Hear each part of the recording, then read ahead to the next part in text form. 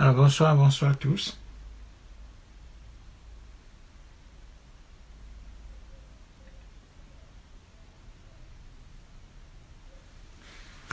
Bonsoir à tous.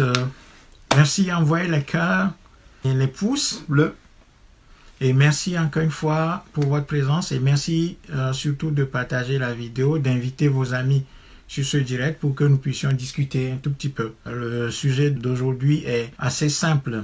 C'est juste que je constate quelque chose que je voudrais partager avec vous. Donc, je vous prie de bien vouloir partager la vidéo, inviter vos amis, envoyer les pouces, les cœurs. Ça, c'est agréable, ça, parce que quand on voit les pouces, les cœurs et tout, ça montre qu'il y a un contenu. C'est agréable de savoir qu'il y a du monde. Ça motive, ça donne de la pêche, ça donne envie de continuer. Voilà. Donc, envoyez tout ce que vous pouvez pour encourager votre frère pour qu'il puisse continuer à travailler avec vous. Merci encore une fois pour votre présence. On va attendre un tout petit peu pour qu'il y ait quelques personnes supplémentaires afin que nous puissions démarrer. Et le thème que je voudrais aborder avec vous, c'est simplement la présence, la participation des compatriotes togolais au direct, au live, sur l'ensemble de ce que nous sommes en train de faire comme boulot.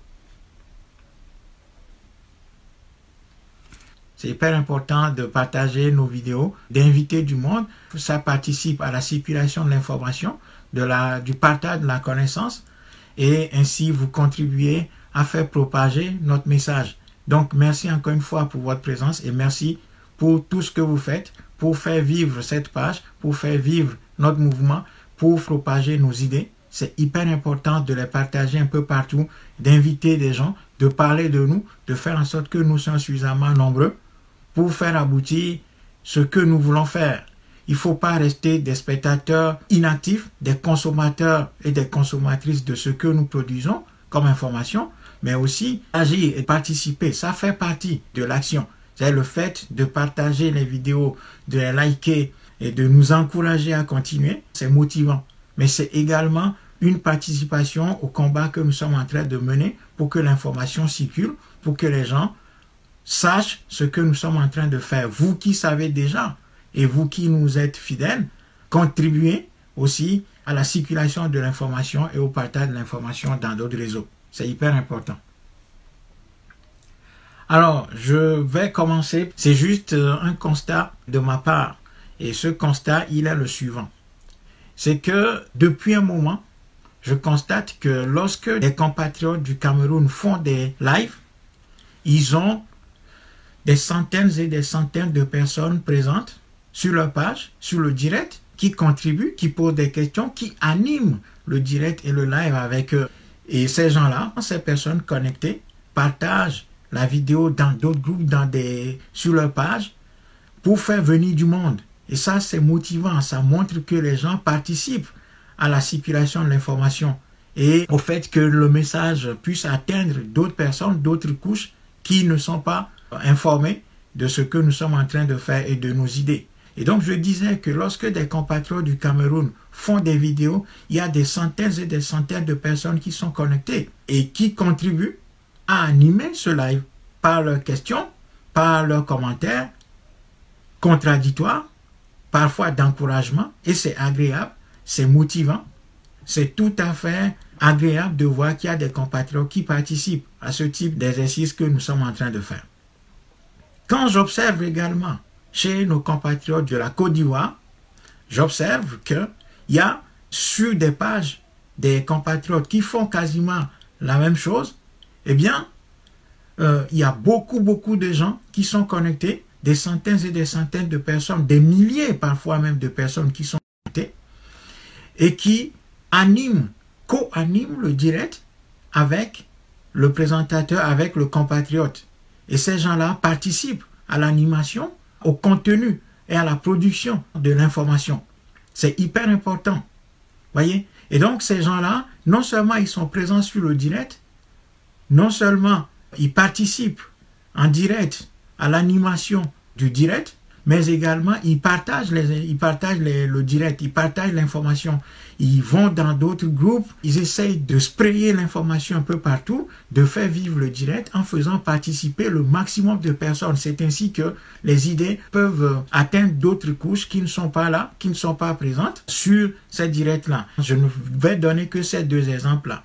Et lorsque nous revenons sur la situation du Togo, dans le cas togolais, qu'est-ce qu'on constate? Sur nos directs, il y a à peine une dizaine de personnes. Quand on a de la chance, le maximum de personnes qu'on a, c'est une dizaine de personnes. C'est pas encourageant, c'est pas motivant, ça n'anime pas le débat, ça ne contribue pas à faire connaître nos idées. Et nous sommes ainsi cloîtrés dans un mur en quelque sorte.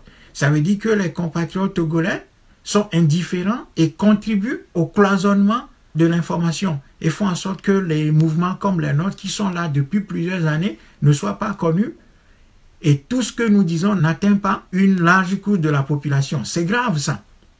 C'est grave ça. Il ne faut pas qu'on soit avare dans le partage de l'information. Aujourd'hui, il y a une guerre qui se mène. Il y a une guerre qui se mène et les gens qui essaient de produire du contenu doivent être soutenus. C'est pas normal que les gens soient des consommateurs de l'information, qu'ils ne coproduisent pas et qu'ils ne partagent même pas avec leurs voisins. C'est pas normal. C'est pas normal. Il faut encourager ceux qui produisent du contenu. Il faut encourager ceux qui produisent du contenu en étant présents sur leur page, mais pas seulement être présent sur leur page, mais également partager ce qu'ils publient. S'il y a de la matière, s'il y a du contenu, il faut partager ce contenu-là. Ensuite, il faut encourager ces personnes-là en faisant des commentaires critiques, de critiques constructives. Il faut pousser l'animateur ou bien le compatriote dans ces derniers retranchements pour qu'il produise le meilleur de lui-même. Il faut nous soumettre à la critique constructive. C'est comme ça que nous allons être poussés dans nos derniers retranchements pour aller chercher les informations les plus pertinentes pour soutenir le combat que mène notre peuple. Et donc, je constate avec amertume, avec douleur, que les compatriotes togolais ne sont pas dans cette dynamique-là.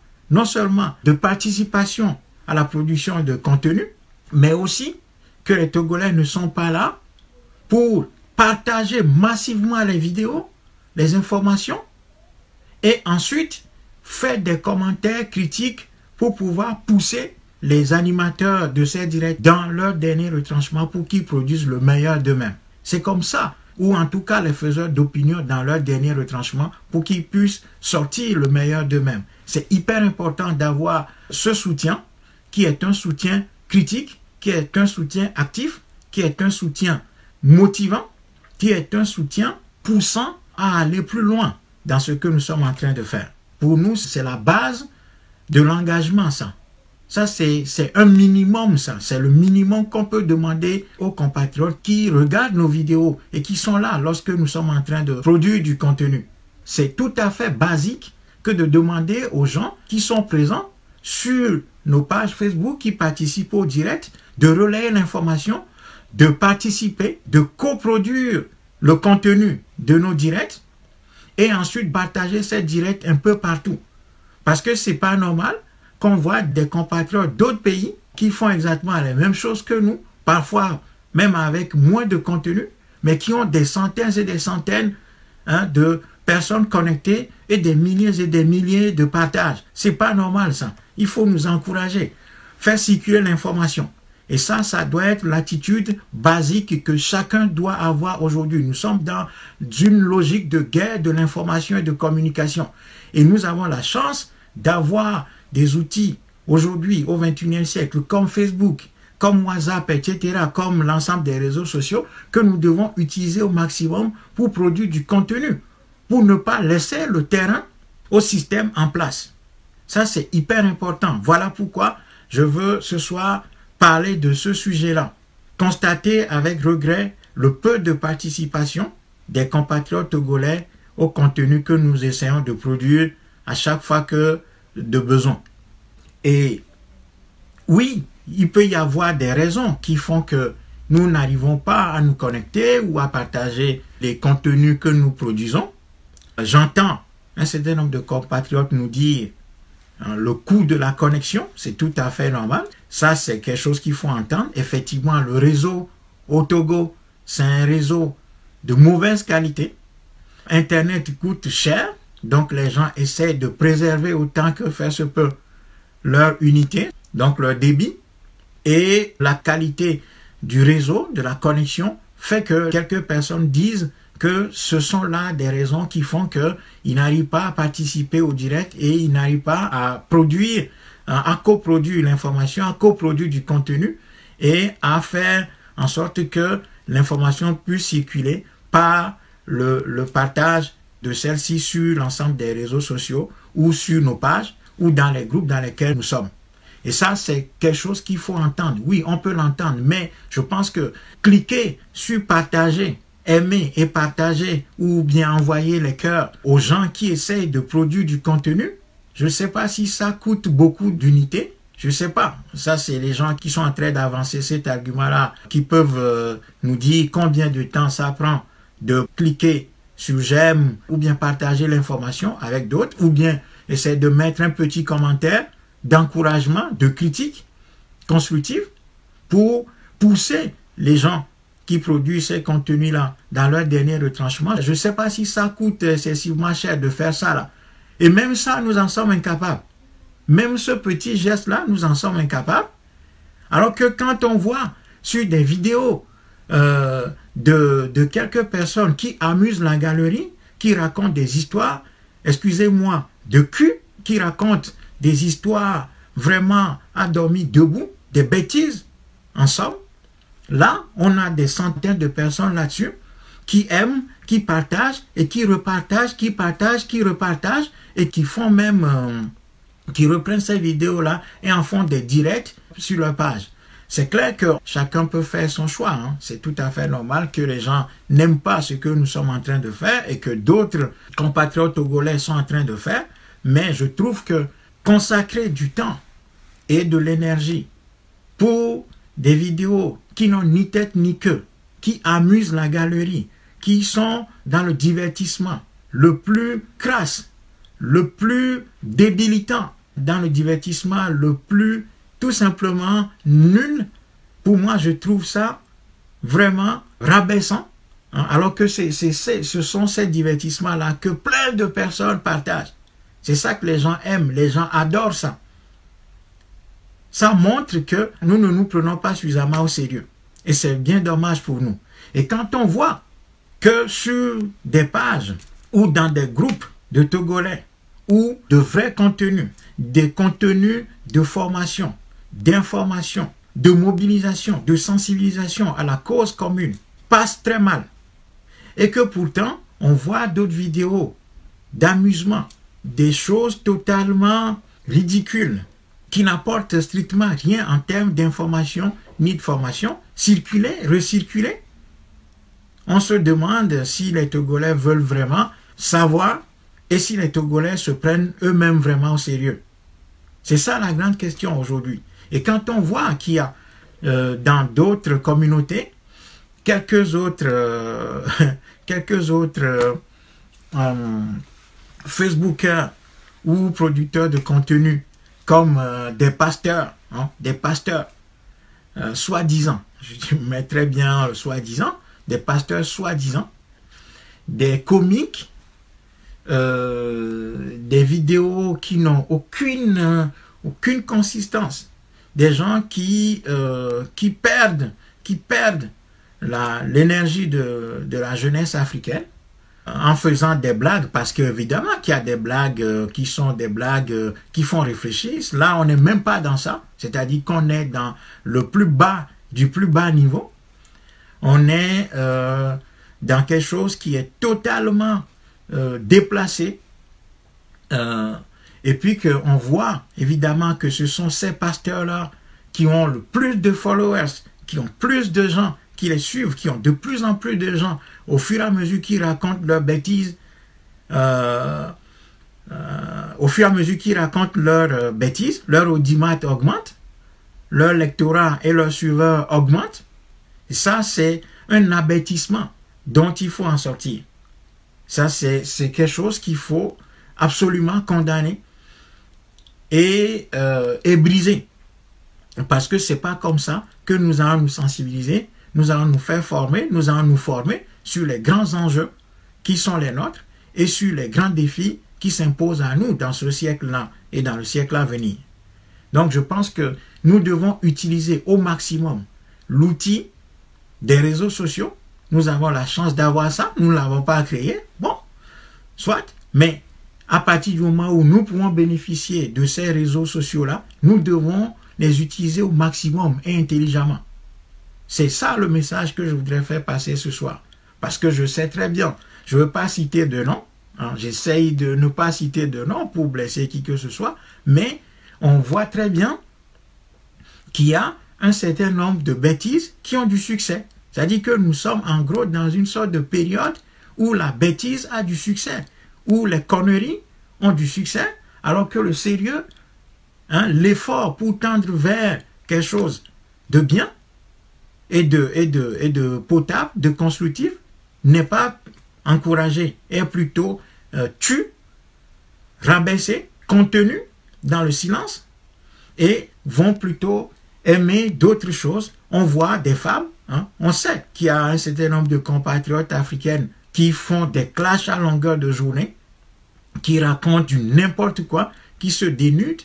C'est ça qu'on aime, c'est-à-dire qu'on vit dans une période de jeu et de divertissement, hein, le plus abêtissant, dont il faut en sortir absolument. Et quand il s'agit de ces choses-là, ben les gens ne se plaignent pas de leur unité ou de la cherté de la connexion.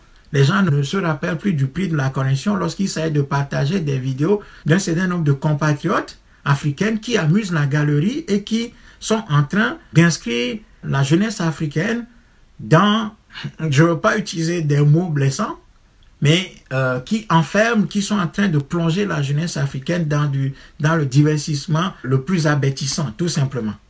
Voyez, on fesses, hein? Il y a des compatriotes africaines qui sortent leurs fesses, qui mettent leurs seins en l'air, qui racontent des choses vraiment étonnantes, qui sont en train d'abêtir leurs auditeurs, ou leurs followers, leurs suiveurs, mais c'est ça qu'on aime plutôt.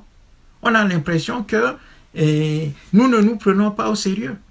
Voyez? Donc, je constate ça, et ce soir, c'est de ça que je veux parler. Donc, les gens nous inscrivent dans la débauche, hein, dans le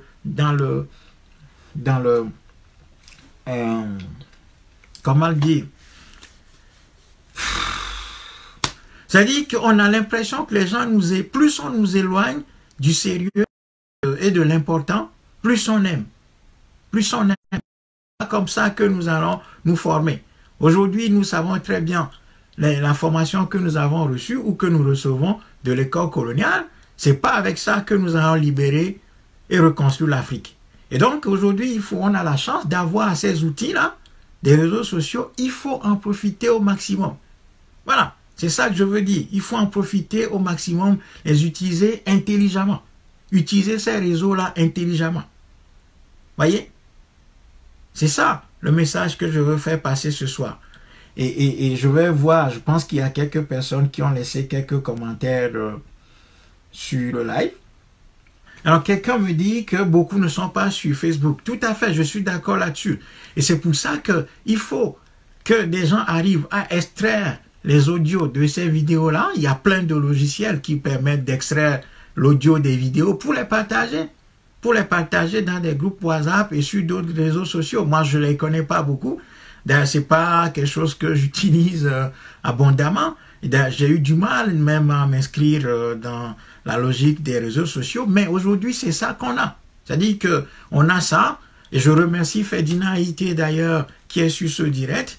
Le directeur de publication de l'Alternative au Togo, qui nous donne régulièrement la parole, qui nous donne le canal de son journal pour pouvoir faire passer aussi de l'information. Ça, c'est ce qu'il faut faire.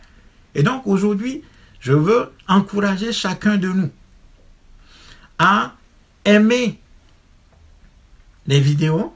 Ça, c'est la moindre des choses, parce que je ne pense même pas qu'avec les pouces bleus, on puisse faire quoi que ce soit. Hein? Je ne pense pas que l'Afrique va être libérée avec des pouces bleus sur Facebook. Je n'ai jamais cru en cela.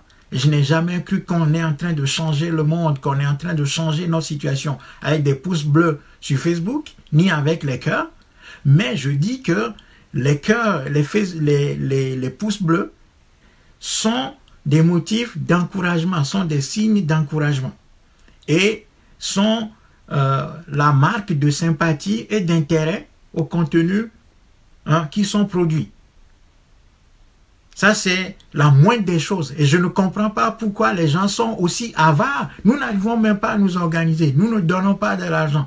Nous ne contribuons à rien. Même les pouces, même ça aussi, il faut encore demander. Il faut supplier les gens pour qu'ils mettent des pouces. Même si les pouces, ça ne paye pas. Ça ne paye pas c'est pas quelque chose d'extraordinaire, les pouces. C'est rien, ça. C'est pas avec ça qu'on va changer le monde. C'est pas avec ça qu'on va libérer l'Afrique. C'est pas avec les pouces qu'on va changer la situation en Afrique. C'est pas avec les cœurs qu'on va changer la situation en Afrique. Mais même ça, des gens sont avares là-dedans. Ils sont même incapables de cette petite générosité pour encourager leurs compatriotes qui sont en train de faire des efforts pour partager leurs idées avec eux et de partager du contenu avec eux. Donc, première des choses, mettre des pouces bleus et des cœurs. Ça, c'est le service minimum de chez minimum, ça. Ensuite, quand on met les pouces bleus et les cœurs et tout ce que vous voulez, les émoticônes, juste pour encourager, juste pour montrer que on est avec les compatriotes qui produisent du contenu et qu'on les soutient ou bien qu'on est d'accord avec eux, on passe au deuxième niveau qui là est un peu plus important. C'est le niveau du partage. Donc, partager les vidéos. Il ne faut pas être avare dans le partage. Il faut partager le contenu avec les compatriotes. Ça, c'est le deuxième niveau. Le premier niveau, le niveau le plus basique, c'est les émoticônes, les pouces bleus, les cœurs, ainsi de suite. Parce que c'est pas avec ça qu'on va libérer l'Afrique. C'est pas avec les pouces bleus et les cœurs ou les haha, les émoticônes qu'on va faire quoi que ce soit. La situation en Afrique ne changera pas avec ça. Ça, c'est le niveau 0 de l'engagement, ça. Donc, les cœurs et autres. Et les pouces bleus. Ensuite, on passe au deuxième niveau. C'est le niveau du partage de l'information. Ensuite, troisième niveau d'engagement, c'est la critique de ce que nous sommes en train de produire. Donc, des commentaires et des critiques constructives en vue de pousser le producteur du direct ou l'animateur du direct à la contradiction pour qu'il puisse lui-même découvrir qu'il y a des failles dans son raisonnement, ainsi de suite, pour se corriger, se documenter davantage ou expliquer davantage les thématiques qu'il aborde. Ça, c'est hyper important. Donc, voilà les trois niveaux. Et évidemment, lorsque des gens descendent, lorsque nos contradicteurs, puisque nous sommes dans la guerre de l'information et que les agents du système viennent sur nos pages pour nous critiquer, nous insulter, le quatrième niveau d'engagement, c'est de leur répondre. C'est de participer à l'animation du débat pour répondre à ceux qui viennent sur nos pages, nous insulter, nous critiquer, et défendre le système contre nous. Donc ça, c'est le quatrième niveau d'engagement. Alors, je vais reprendre ces niveaux d'engagement en ce qui concerne la production du contenu sur Facebook et sur les réseaux sociaux. Premier niveau d'engagement, c'est mettre les pouces bleus, les cœurs, les émoticônes en gros. Ou bien des émoticônes de colère, ou de joie, ou je ne sais quoi, ou de mécontentement sur ce que nous disons. Ça, c'est hyper important. C'est le niveau 0, c'est le niveau 0 de l'engagement. Ensuite, deuxième niveau, c'est le niveau du partage de l'information, de ce que nous sommes en train de publier, de nos contenus, sur vos réseaux, sur vos pages, et sur dans l'ensemble des réseaux dans lesquels vous êtes. Ça, c'est le deuxième niveau d'engagement. Le troisième niveau d'engagement, qui est un peu plus élevé, c'est de produire du contenu. C'est de co-animer le débat avec l'animateur du direct. C'est de le contre-attaquer, c'est de le contredire, c'est de le pousser de sorte à ce qu'il puisse expliquer mieux les choses ou de montrer des failles qui sont dans son raisonnement et dans son contenu qu'il est en train de produire, faire des commentaires constructifs, faire des commentaires critiques, hein, en gros, des critiques constructives dans le sens de nous pousser à l'excellence. Ça, c'est le 3e niveau d'engagement.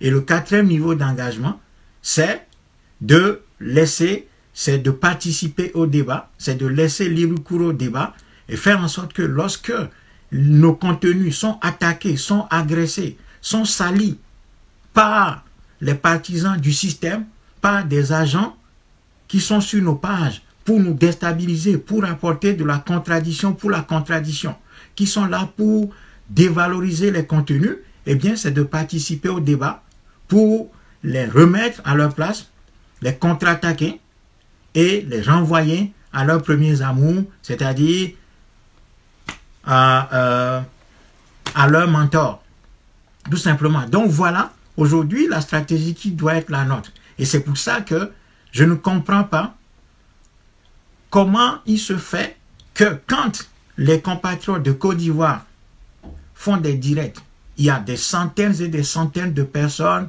qui sont sur le direct et qui co-animent le direct avec eux.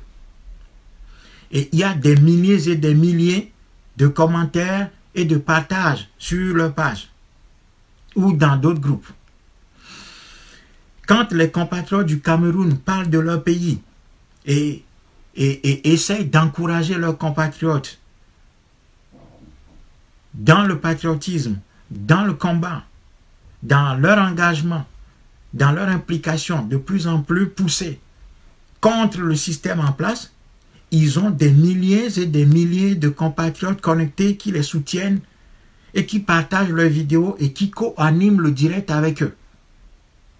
Quand des compatriotes burkinabés font des directs, font des lives, il y a des centaines et des centaines de personnes qui sont sur le direct et qui partagent en live ce qu'ils sont en train de dire sur d'autres pages et dans d'autres groupes. Mais quand on revient, quand je viens au Togo, quand je prends la situation du Togo, quand on a de la chance, on a une dizaine ou une quinzaine de personnes, comme c'est le cas actuellement. Les gens n'aiment pas, ils mettent pas les pouces, ils mettent rien, ils partagent pas les informations, ils sont des consommateurs passifs de l'information qui est produite et ils sont juste là pour regarder, ils font un tour, après ils disparaissent. Ils partagent pas les vidéos et ainsi l'information est contenue dans un cercle restreint, ce qui laisse un boulevard au système et à nos ennemis qui, eux, ont des partisans qui les encouragent, qui les soutiennent, mordicus. Donc, nous manquons de soutien. Voilà pourquoi nos idées ne circulent pas beaucoup. Voyez, nos idées ne circulent pas beaucoup. Et ça, c'est dommage. Et ça, c'est bien dommage. Voyez, c'est bien dommage pour nous. Donc, je veux redire ce soir, je veux encourager chacun de nous à partager les directs, à partager nos publications, à relayer nos publications, à faire en sorte que nos idées puissent émailler l'ensemble de la toile. En tout cas, dans les limites de nos capacités. C'est encourageant, c'est motivant, c'est contribuer à la production du contenu, hein, et ainsi contribuer à la conscientisation de nos peuples qui en a grand besoin. Ce n'est pas normal que nous n'utilisions pas ces réseaux sociaux au maximum. Voyez? Voilà ce que je veux dire. Oui, je suis tout à fait d'accord avec vous, Adrien Dimitri King, que je salue d'ailleurs au passage. Je suis d'accord que ce n'est pas la quantité qui fait la qualité. Nous sommes tous d'accord. Et je pense que nous ne produisons pas, en tout cas, nous, au sein du Moltra, nous travaillons depuis plusieurs années, nous essayons de faire en sorte qu'il y ait du contenu. Nous essayons de faire en sorte de ne pas être dans la théâtralisation. Je sais, nous savons très bien les techniques de communication qui font que beaucoup de gens aiment les lives, qui font que les lives sont vivants, sont animés, parce que les gens crient, sont dans la théâtralisation, parce qu'on est dans une période où la théâtralisation est ce qui rapporte le plus d'audimat et de partisans.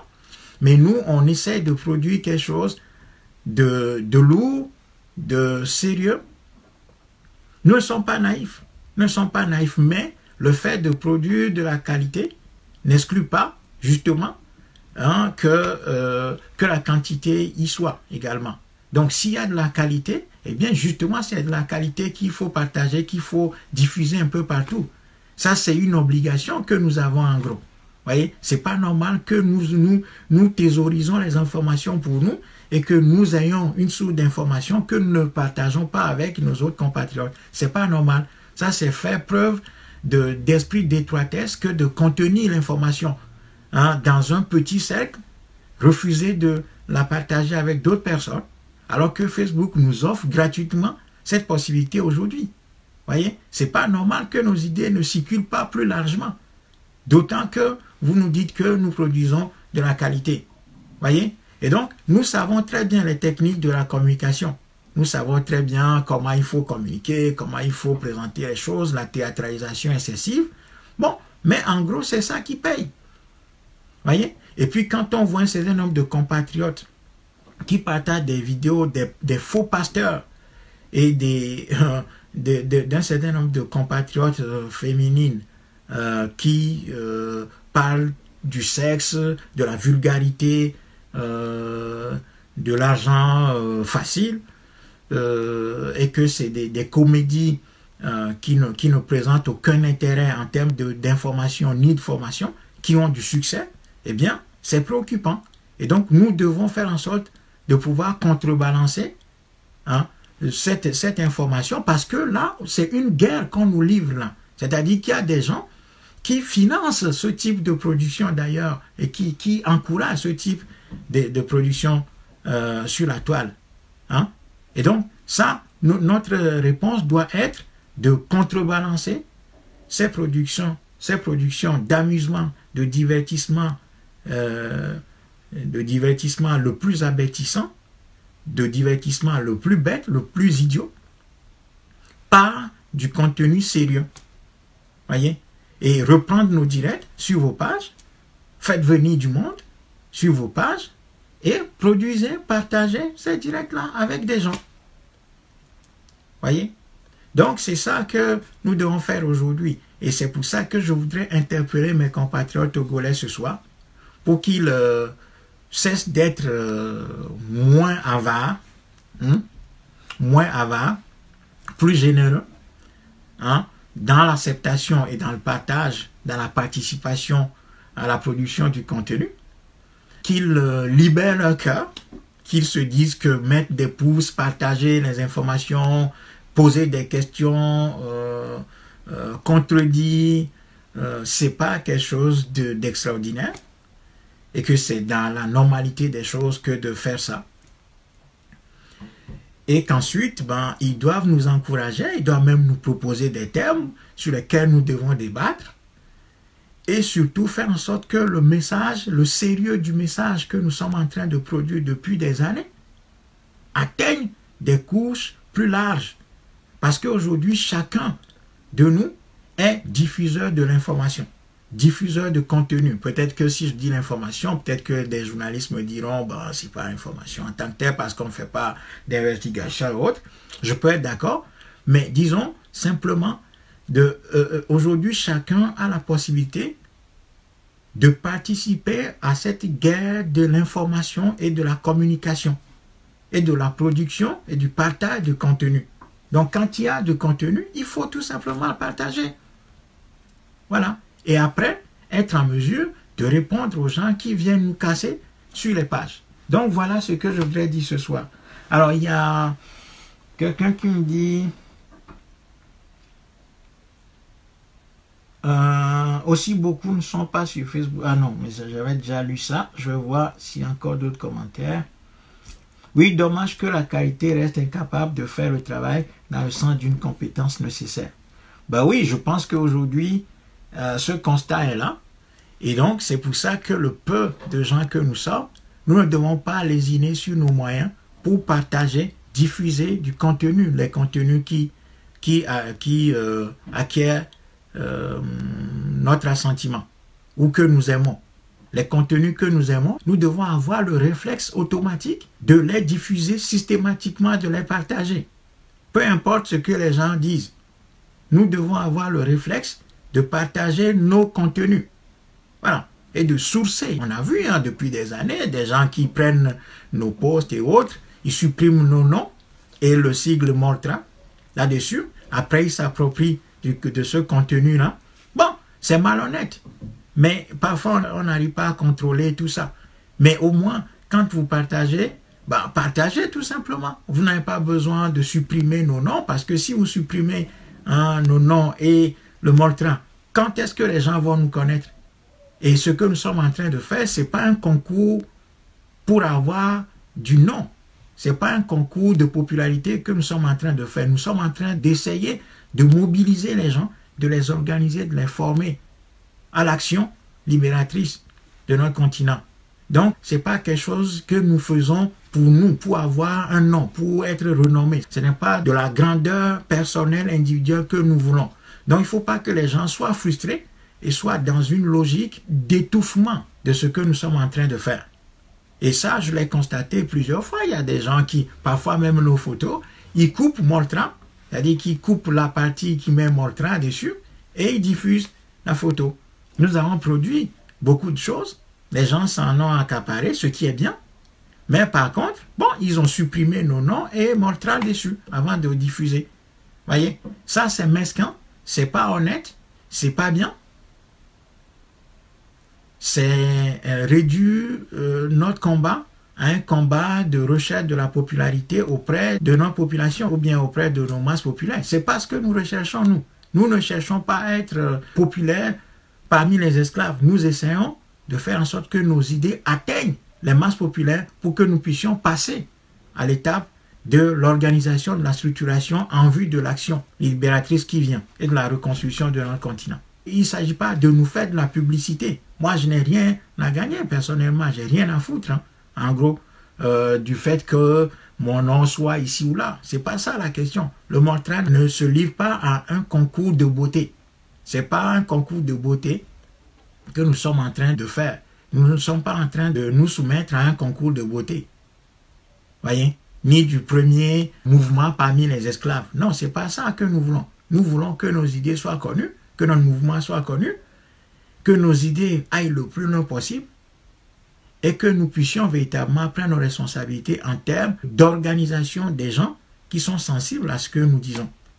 Donc, je trouve parfois très malhonnête qu'un certain nombre de notions que nous avons produites, nous avons produit aujourd'hui ce qui circule le plus sur la toile maintenant, c'est enclos-colonial ou bien les enclos coloniaux. Ce terme-là, c'est le Moltra qui l'a inventé, c'est nous qui en sommes les inventeurs. Que les gens l'utilisent, c'est très bien, mais de temps en temps, dire que, comme le dit le Moltra, comme ça, vous renvoyez vos auditeurs au Moltra pour qu'ils se demandent qu'est-ce que c'est le Moltra. Je vais chercher, je vais sur Google pour chercher, et puis ils vont tomber sur le Moltra. C'est comme ça que vous nous aiderez à construire ce mouvement-là. Et si vous estimez que ce mouvement est un mouvement de nous tous, eh bien, il faut systématiquement faire ce qu'on appelle le référencement, sourcer vos propos, de sorte à ce que vous puissiez orienter gentiment les gens vers nous.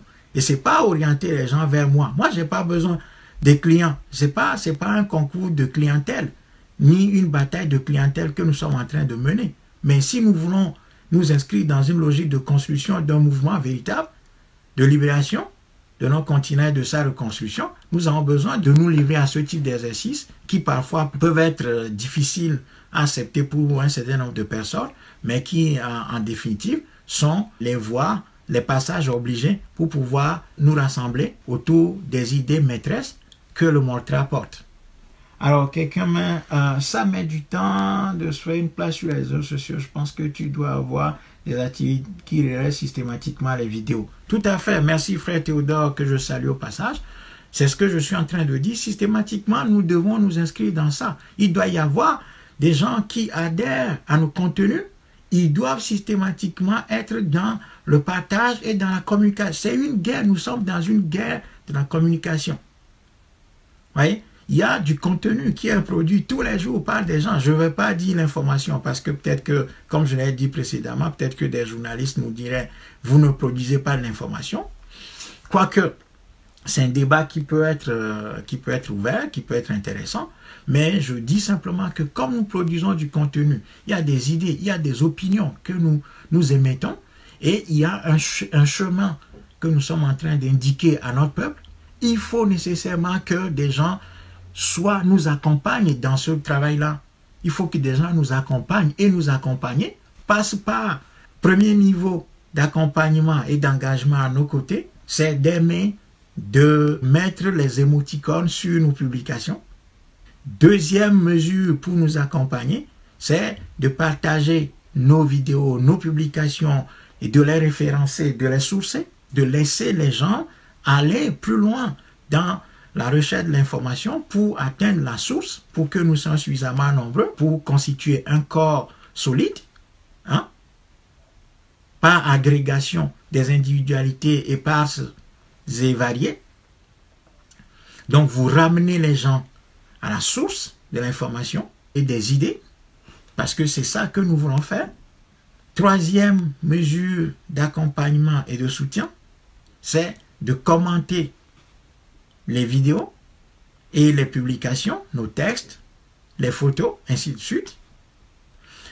Quatrième niveau, ou quatrième mesure d'accompagnement, c'est de répondre aux gens qui viennent sur nos pages, sur nos plateformes pour nous attaquer et décrédibiliser ce que nous sommes en train de faire, nous ridiculiser en quelque sorte.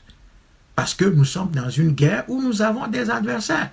C'est pas parce que nous avons 5000, c'est pas les 5000 personnes qui aiment nos pages sur Facebook qui sont nos amis. Non, non, il y a plein d'adversaires parmi nos amis, entre guillemets, sur Facebook. Il y a plein d'adversaires. Il y a des gens qui ne commandent jamais, mais qui prennent nos publications, qui les envoient directement à leur mentor, à leur mandant. Et ces gens-là sont en train de faire un boulot, de faire un travail. Donc aujourd'hui, il faut absolument que nous soyons beaucoup plus compacts. Il faut répondre, il ne faut pas laisser nos contenus être décrédibilisés, être vomis, être piétinés par des gens qui sont en mission. C'est la guerre, mes amis, c'est la guerre de la communication, la guerre de contenu. Et donc ceux qui produisent le plus de contenu, qui font en sorte que les autres ne gagnent pas cette bataille de doute, parce que les gens viennent semer le doute dans la tête des gens sur nos pages, ils viennent semer le doute volontairement.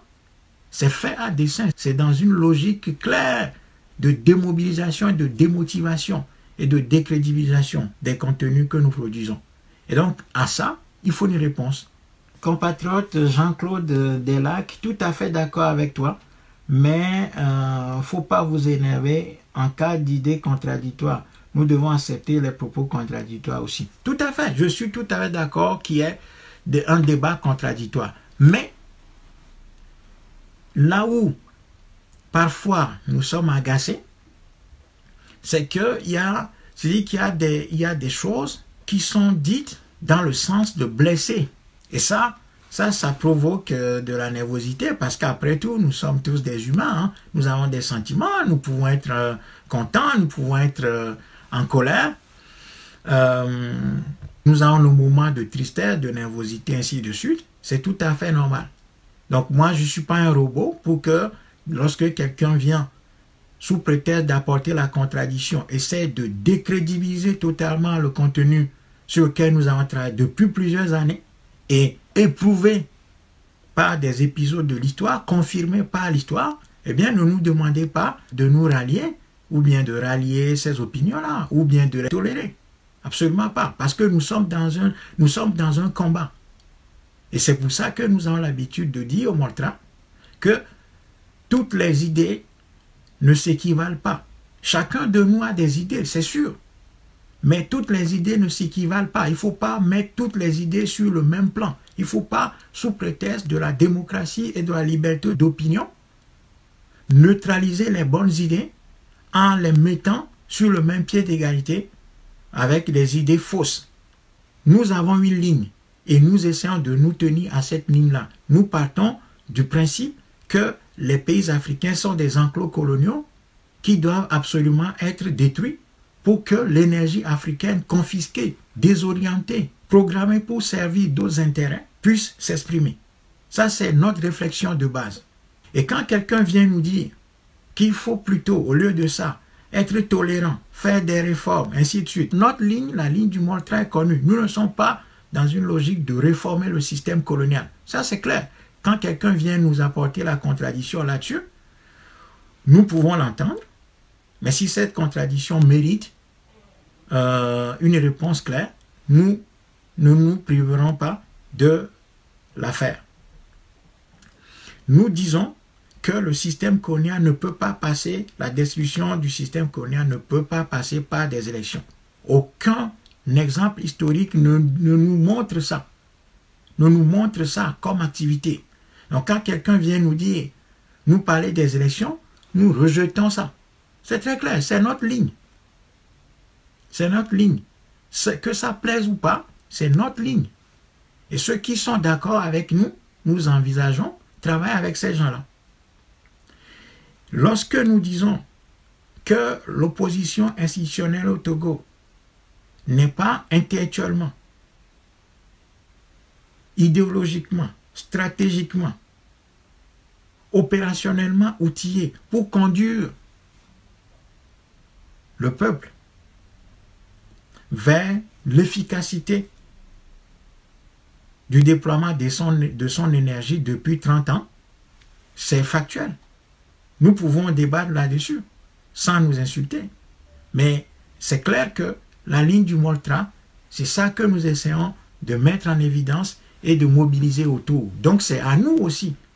Et c'est là, j'accepte, c'est à nous de faire preuve de pédagogie, d'explication, par des exemples précis, pour montrer que ce que nous sommes en train de dire est réel et est vrai. Donc, nous n'allons pas, sous prétexte de la liberté d'expression, de la multiplicité des idées, ainsi de suite, de faire en sorte que les bonnes idées s'amalgament avec les fausses et les mauvaises idées. Voilà, nous sommes arrivés à une période où nous sommes suffisamment capables d'identifier les bonnes idées des mauvaises idées. Voilà. Et là, nous sommes en train de travailler là-dessus. Voilà, c'est sur ça que nous sommes en train de travailler. Voyez? Alors le frère rebondit en disant l'opposition togolaise a juste été fragilisée. Les gens sont vraiment sincères et veulent le changement. Je ne sais pas quelles sont vos sources, mais allez chercher les actes de la conférence nationale souveraine. Vous allez voir que dès très tôt, dès que les partis politiques de l'opposition institutionnelle se sont constitués au Togo, à la veille de la conférence nationale souveraine et dans le cadre de la conférence nationale souveraine, vous allez voir ce qui s'est passé. Et quand vous aurez lu les actes de la conférence nationale soi-disant souveraine, vous allez revenir nous dire que ces gens-là sont sincères. En tout cas, qui est des gens sincères parmi l'opposition institutionnelle au Togo, c'est incontestable. Mais la sincérité ne veut pas dire naïveté. La sincérité ne veut pas dire persister dans les erreurs d'appréciation. La sincérité ne signifie pas faire la même chose, naviguer dans le même fleuve depuis 30 ans. La sincérité ne veut pas dire se saborder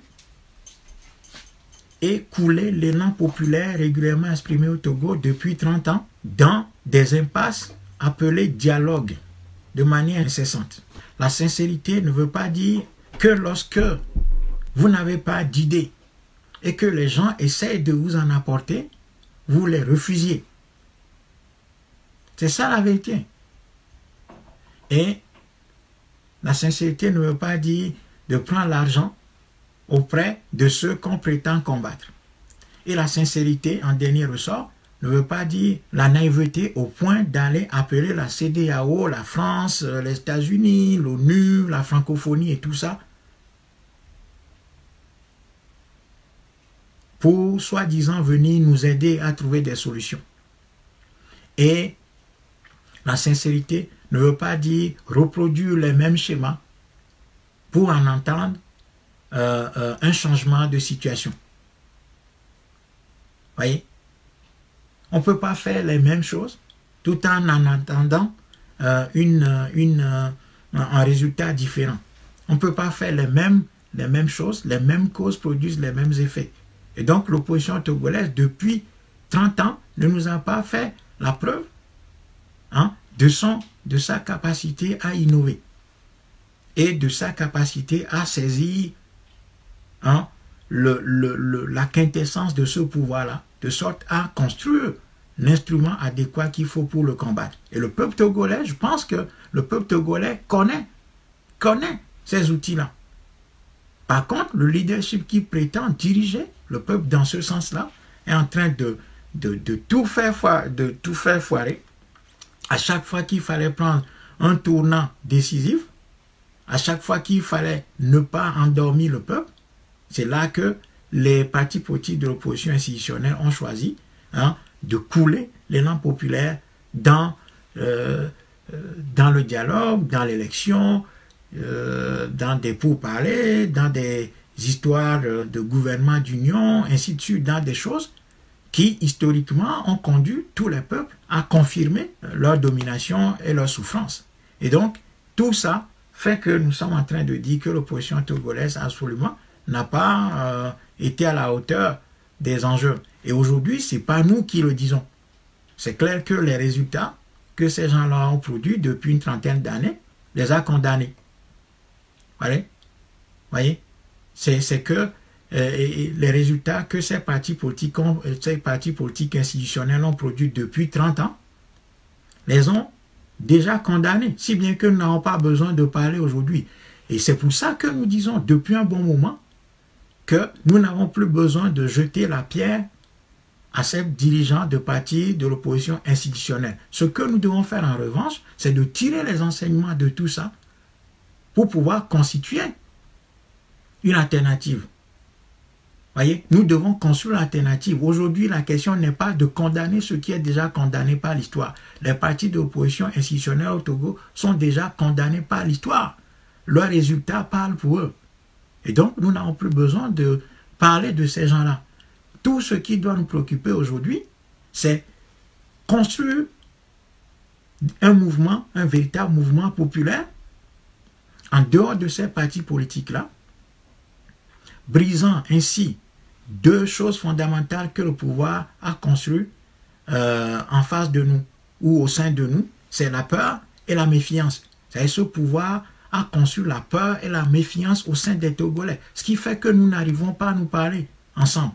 Nous n'arrivons pas à voir l'avenir en dehors des partis politiques de l'opposition institutionnelle qui se querellent pour des trophées inexistants. Voyez, ces gens-là veulent chacun acquérir dans son coin le titre sans sceptre, sans trône de chef de file de l'opposition. C'est ça la vérité. Et le Montrand a humblement fait la démarche vers l'ensemble de ces partis de l'opposition institutionnelle pour les aider, pour apporter ce que nous pouvons apporter dans un élan tout simplement patriotique. Mais ces gens nous ont refusé, ils ont refusé. Mais comme je l'ai tout dit, il va y avoir un moment où nous allons citer les noms. Et je vais montrer les preuves. Je vais montrer les preuves. C'est-à-dire qu'un certain nombre de partis qui se présentent comme des partis révolutionnaires, qui lancent des appels, qui font des choses, sans avoir de contenu, nous avons pu étudier tout ça. Ces gens n'ont pas de contenu. Il n'y a pas de structuration, il n'y a pas d'organisation. Et quand on essaie de les aider, ces gens estiment que on vient plutôt leur ravir leur place. Et ils se projettent déjà comme ministre, comme préfet, comme premier ministre, comme député, ainsi de suite. Et ces gens-là ont sacrifié le combat populaire sur l'autel de leurs rêves paludiques de ministre, de député et de ceci ou de cela. C'est ça la réalité. Voyez? Donc, les partis de l'opposition institutionnelle au Togo sont condamnés. Aujourd'hui, personne n'a besoin de leur jeter la pierre. Nous n'avons pas besoin de passer notre temps à parler de ces gens-là. Ce qui nous intéresse, ce qui doit nous intéresser, c'est de construire l'alternative qui soit en dehors des partis politiques institutionnelle. Si nous ne faisons pas ça, ces partis vont encore nous amener à des simulacres d'élections au bout desquels ils vont nous ressortir les mêmes choses, à savoir gouvernement d'union nationale ou dialogue. Et appel aux réformes et ensuite recommencer la même opération de tourniquet. Oui? Donc, il faut nécessairement que les Togolais élèvent leur niveau de conscience politique aujourd'hui en se démarquant de ces querelles partisanes, idiotes, qui n'apportent rien, qui sont juste des querelles de bas étage pour un trône présidentiel qui est occupé royalement par un Faure Gnassingbé et ses amis, qui ne vont pas lâcher ce pouvoir-là. Et ces gens-là sont tellement lucides qu'ils ont érigé au sein du peuple togolais, parce qu'ils n'ont pas peur d'autres institutions dans ce pays-là, en dehors du peuple. C'est le seul instrument qui fait peur à ce pouvoir-là, c'est le peuple togolais. Et c'est ça que nous devons comprendre. C'est pour ça que ce pouvoir a érigé la peur et la méfiance entre nous. Chaque jour, ce pouvoir travaille pour éviter que les Togolais s'assemblent, que les Togolais puissent renouer avec la confiance et puissent renouer avec le dialogue entre nous, simples citoyens togolais, en dehors des partis politiques. Donc, le pouvoir alimente cette guerre-là avec ces gens. Il y a des gens sur la toile, sur Facebook, sur les réseaux sociaux, qui rajoutent du piment et du sel à cette querelle interpartisane ou interparti, qui viennent rajouter des choses, qui alimentent ça. Et ça, s'ils n'ont pas l'intelligence de comprendre ça, quand nous livre une guerre, et que dans cette guerre-là, il y a le RPT qui vient semer davantage la pomme de discorde, eh bien, nous allons nous entretuer entre partis politiques, et le RPT va continuer à se déployer. Donc, aujourd'hui, notre travail, notre devoir, c'est absolument de nous écarter de ces querelles partisanes, mettre au centre de nos réflexions la seule idée qui vaille, c'est l'idée de la patrie, donc le patriotisme. Et si nous mettons cette idée de patriotisme au cœur de la réflexion, ça veut dire que nous allons sortir des petites guerres de partis politiques institutionnels pour nous engager dans un véritable mouvement citoyen de libération conduit par des gens, y compris le Mortra. Donc nous voulons incarner ce travail-là. Nous appelons depuis plusieurs années à ce travail-là. Il faut que les Togolais sortent des querelles interpartis institutionnelles. Si nous ne faisons pas ça, nous sommes morts et nous traçons un boulevard au RPT. C'est ça la vérité. C'est-à-dire que la question ici n'est pas de dire qu'on va aux élections, parce que le RPT ne fera pas d'élection. Ça, c'est clair. Le RPT est au pouvoir et va y rester. C'est clair, ça. Le RPT n'a pas peur de l'armée, parce que le RPT a une armée dans l'armée. Le RPT n'a pas peur des partis politiques institutionnels. Le RPT n'a pas peur d'un autre corps au sein de l'armée ou bien au sein des différentes institutions qui sont dans le pays. Parce que nous avons vu, Agbeome Kodjo, dont on parle aujourd'hui, est sorti de ce régime-là. Il a été emprisonné. On n'a pas vu les réseaux d'Agbeome au sein de l'armée venir le secourir et le sortir de la prison. Jamais.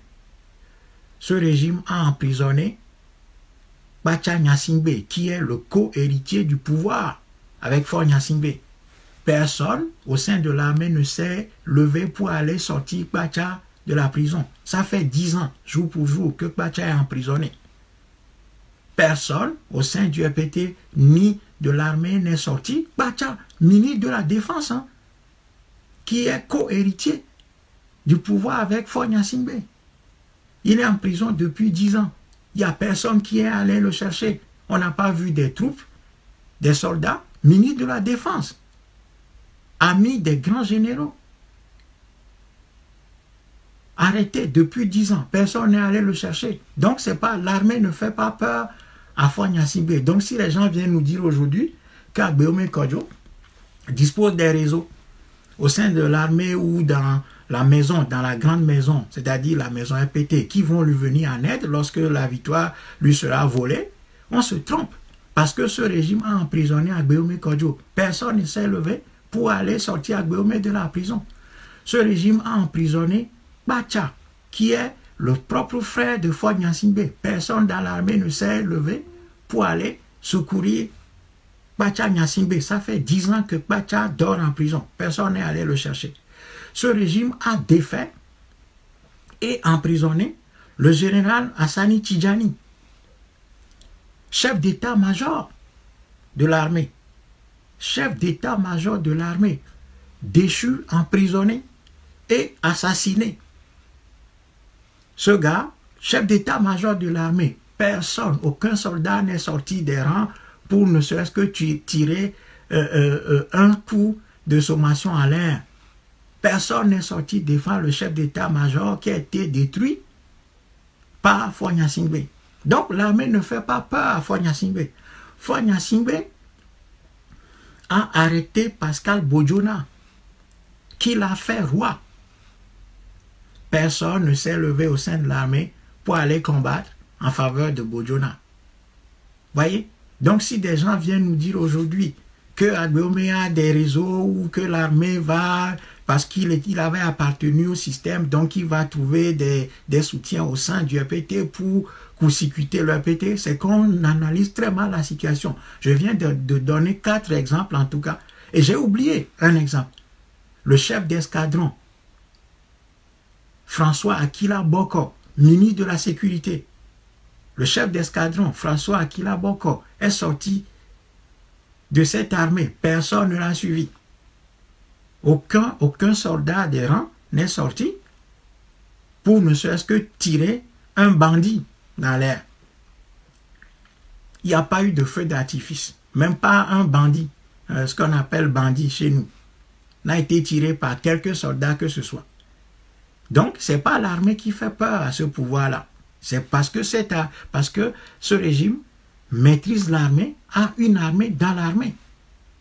Oui, il y a une armée dans l'armée. C'est pour ça que, en tout cas, ces 5 exemples que je viens de donner, l'exemple d'Agbeome lui-même, qui a été arrêté, déchu, sans que personne au sein de ce régime ne l'ait soutenu ou que personne au sein de l'armée ne lui soit venu en aide.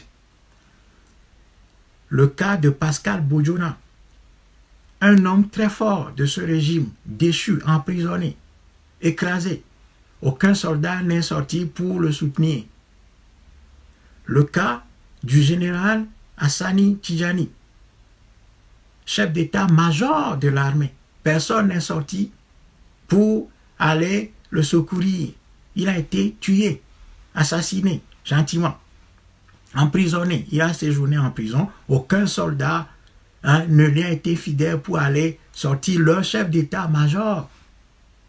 Le chef d'état-major, personne n'est allé le secourir. Il est mort. Ils l'ont tué. Ils l'ont tué. Sans qu'un seul soldat ne sorte tirer en l'air un bandit. Il y a François Akila Boko, chef d'escadron, ministre de la Sécurité, qui est sorti, qui est parti. Aucun soldat ne l'a réclamé, n'a tiré un seul coup de feu en l'air, ne serait-ce qu'en l'air, pour signifier, pour lui signifier son soutien. Et le must, c'est-à-dire le plus important, c'est l'arrestation et l'emprisonnement du propre frère de Faure Gnassingbé, ministre de la Défense de surcroît, depuis plusieurs années. Et il y a dans l'histoire du Togo plusieurs autres petits officiers ou des officiers supérieurs qui ont fait la prison, que ce régime a tué, a assassiné, a emprisonné, sans que personne au sein de cette armée ne vienne dire quoi que ce soit. Et donc, Bacha, ça fait plus d'une dizaine, ça fait une dizaine d'années, jour pour jour, en avril prochain, ça fera 10 ans Non, ça fait déjà 10 ans en avril dernier, je pense, parce qu'il a été arrêté et détenu depuis 2009. Kwacha est en prison depuis, ministre de la Défense, copropriétaire du pouvoir. Personne n'est sorti de l'armée pour lui venir en aide. Donc, il faut qu'on soit lucide. Ce n'est pas l'armée qui fait peur à ce pouvoir-là. Parce que ce pouvoir a créé une armée au sein de l'armée. C'est pour ça que le seul outil, le seul instrument qui fait peur à ce pouvoir-là, c'est l'organisation d'une révolution populaire. C'est-à-dire, c'est le peuple, c'est l'organisation du peuple qui fait peur à ce régime. C'est pour ça qu'il met tous les moyens en œuvre pour étouffer ça, pour éviter que les idées qui prônent cette organisation populaire ne se fassent pas connaître. Et ensuite, ce régime utilise à la fois de l'argent pour corrompre les idées et les gens dans le pays. Troisième outil, c'est l'outil de la peur, réprimer, faire des exemples, éviter que le peuple togolais ne découvre que c'est à lui qu'appartient la force suprême et que l'armée ne vaut absolument rien et que cette armée-là ne va absolument pas attaquer ce régime-là parce que ce régime a créé un noyau dur au sein de cette armée qui est véritablement le détenteur du vrai pouvoir au sein de cette armée. C'est pour ça qu'on a pu voir beaucoup de dissidents et non des moindres au sein de ce régime qui n'ont jamais été soutenus par qui que ce soit, à commencer par Gbeome jusqu'à Kwacha Nyasingbe, en passant par François Boko, Hassani Tidjani et Pascal Bojona, pour ne prendre que l'exemple de ces 10 dernières années. Donc c'est le peuple togolais que ce régime-là craint. C'est pour ça que nous devons travailler sur ça, vaincre la peur, vaincre la méfiance et mettre les Togolais ensemble pour pouvoir constituer un véritable tsunami populaire qui va renverser ce régime sur son passage, lorsque ce tsunami va se lever. Et ce tsunami se lèvera. Ce n'est pas parce que l'histoire, elle est fatale pour des régimes comme ceux de Faure Gnassingbé. Voyez? Donc, c'est sur ce schéma-là que nous devons travailler.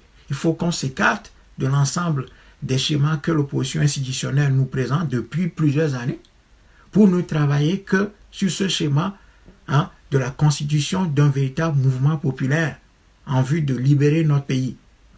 Oui, ce mouvement-là va connaître des difficultés parce que le régime ne va pas se laisser abattre. Il faut qu'on soit clair, il faut qu'on dise la vérité aux Togolais. L'histoire, elle s'écrit avec le sang des patriotes. Et à un moment donné, nous qui sommes à l'étranger, nous ne pourrons plus rester à l'étranger. Nous descendrons au pays. C'est clair ça. Nous ne pourrons pas rester à l'étranger pour faire cette révolution. Nous ne pourrons pas rester à l'étranger pour lancer des appels à nos compatriotes. C'est qu'à un moment donné, nous devons descendre. Et ça va arriver. Parce que c'est comme ça que l'histoire des peuples s'écrit. Voyez? Donc, il ne faut pas croire que nous sommes en train de nous exciter à l'étranger parce que des gens disent souvent, oui, vous envoyez les enfants des gens à l'abattoir, vous-même vous restez à l'étranger, vous êtes assis confortablement en Europe et vous donnez des leçons. Ce n'est pas une question de leçons, c'est juste que nous sommes en train de nous inscrire dans l'histoire parce que c'est cette porte de sortie-là que l'histoire a indiqué aux peuples qui sont dominés. Il n'y a pas d'autres alternatives. C'est pour ça que l'opposition togolaise est en train de galvauder l'énergie populaire en orientant le peuple vers des solutions qui ne sont pas du tout adaptées à ce type de régime. L'histoire n'a jamais indiqué des élections, des réformes, du dialogue au régime tyrannique de type colonial. C'est impossible, ça n'existe pas. Ça n'existe pas. Donc, les Togolais doivent briser le mur de la méfiance, de la traîtrise, de l'insincérité entre eux pour sauver le pays en mettant au cœur de leur réflexion l'idée de la patrie. Il n'y a que ça qui nous reste. Et que chacun aille chercher d'autres compatriotes autour de cette idée de notre patrie. En brisant la méfiance, la peur, l'insincérité, les traîtrises et les doubles jeux. Il faut remettre au cœur de nos discussions, de la réflexion, des valeurs ancestrales,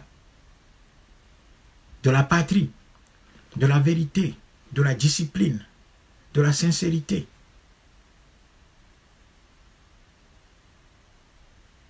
Ce n'est que sur ces valeurs-là que nous allons bâtir la force populaire que l'histoire nous indique comme porte de sortie. Donc, je vais m'arrêter là. Et je vais conclure en disant que le thème de ce soir, ce sur quoi je voulais parler, c'est le constat que nous avons fait, à savoir que quand des compatriotes de Côte d'Ivoire, du Mali, du Burkina Faso, du Cameroun, ainsi de suite, font des directs, font des lives, produisent du contenu, il y a du monde. Il y a des gens qui les encouragent, qui envoient des pouces bleus, des cœurs, plusieurs émoticônes pour les motiver, pour les soutenir, pour les encourager, pour leur dire que, ben voilà, il y a une reconnaissance de leur travail, de leur effort, et que c'est une bonne chose qu'on ait des outils comme ça, qui nous parlent, qui nous donnent, qui partagent des idées avec nous. Ça, c'est important. Et que, deuxièmement, non seulement les gens par les pouces bleus et tout ça, parce que j'ai dit que les pouces bleus, c'est pas un outil, c'est pas une arme. Hein? Les pouces bleus, j'aime, les cœurs et tout ça là, ce ne sont pas des armes, ça. Ce ne sont pas des armes, c'est la moindre des choses que des followers, que des gens qui suivent un direct, qui lisent un texte, puissent offrir. C'est rien ça, ça ne coûte rien. Mettre une pouce, mettre un cœur, mettre une émoticône, c'est rien, ça ne coûte rien. Mais là où ça devient intéressant, c'est lorsqu'on partage le contenu, le texte, la vidéo, l'audio, ou tout ce que vous voulez, la photo, on le partage, là ça devient intéressant. Donc c'est le deuxième niveau d'engagement que nous pourrons, que nous devons avoir.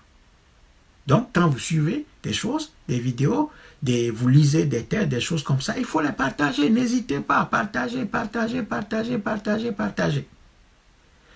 Et ça, c'est le deuxième niveau d'engagement. Le troisième niveau d'engagement, là où ça devient encore plus intéressant, c'est lorsque vous participez. C'est lorsque vous participez.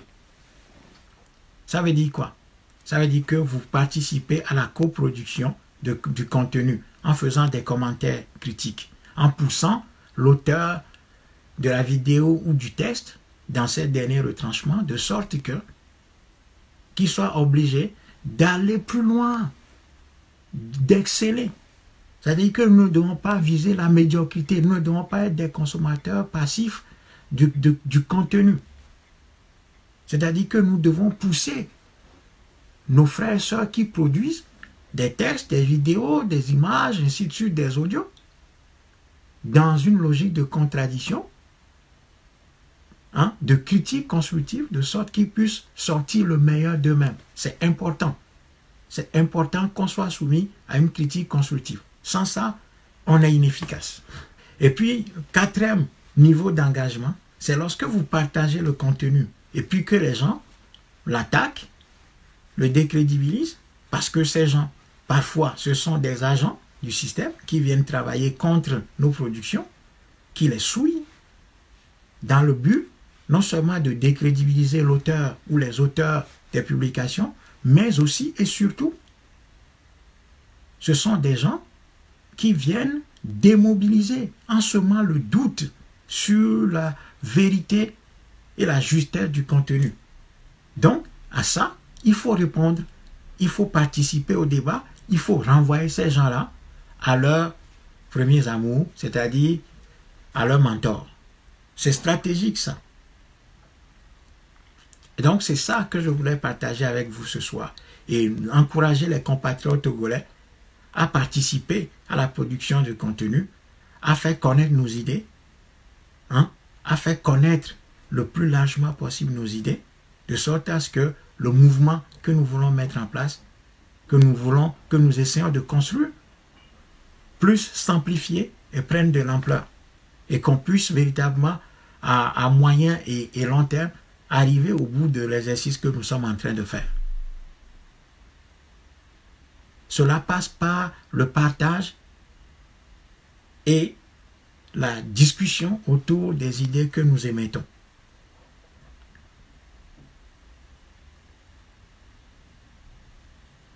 Voilà ce que je voudrais partager avec vous ce soir.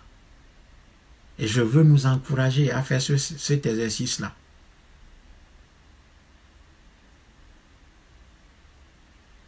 Et ce n'est pas normal que quand les Togolais parlent, qu'il n'y ait que 5 ou 10 personnes. 5 partages. C'est comme si la cause ne nous intéresse pas. C'est comme si nous n'encourageons pas nos compatriotes qui font des efforts pour produire du contenu. C'est comme si les messages que ces gens-là produisent sont nuls, ne nous intéressent pas.